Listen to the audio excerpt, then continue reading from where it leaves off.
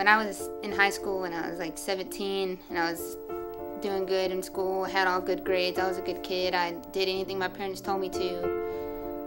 And then I went to my first party, and I was 17 years old, and I had fun. I had like a few drinks. I went to my second party with my best friend and two of her friends, and I got too drunk, is what they said, and they were all older than me.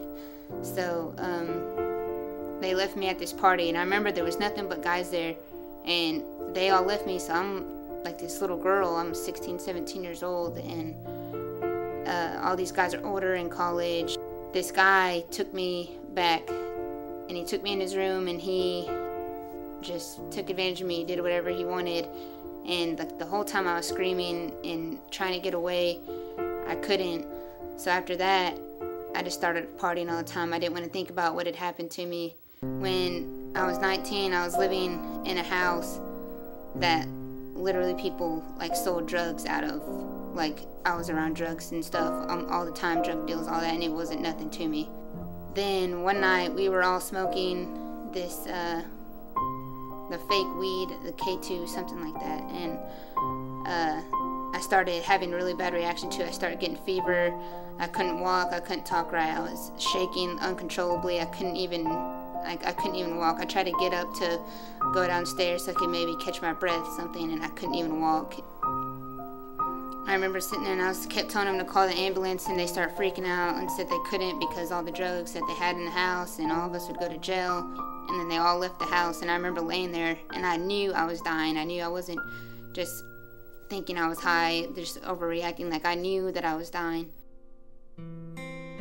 Like, my parents,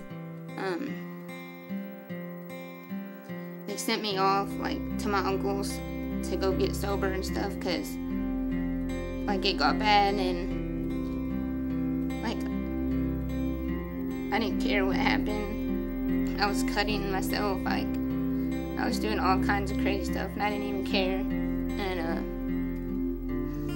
like, whenever I got to Indiana, I was there for a while, and it was my first like month being sober, and like, I was shaking. I guess I was having withdrawals. I couldn't eat, I was getting sick, and I was like, okay, maybe I did have a problem. And then I got back, and when I got back, I started coming to church, and I didn't want to. I didn't care about God. I didn't think anybody here liked me. I knew everyone would judge me, and I was like, oh, they're gonna think I'm some party girl. It was a Wednesday night service, and Charlie was preaching, and I remember, and I didn't want to be there, and I was sitting there, but I was listening anyway. And I remember this feeling just came over me, and something was just tugging on my heart to raise my hand to get saved, and I didn't want to. And I was like, no, and I kept fighting it. So that happened like 2 or 3 times in a row, and I wouldn't ever do anything. I wouldn't ever raise my hand. And then finally, the one time I did,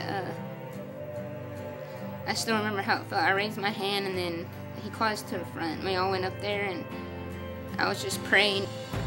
Like, it was instantly just a change in my heart. Like, I don't even know how to describe how I felt. Like right after that, I started making friends, and I knew Tara. She became really close to me, and then John Monterosa, he became a really good friend.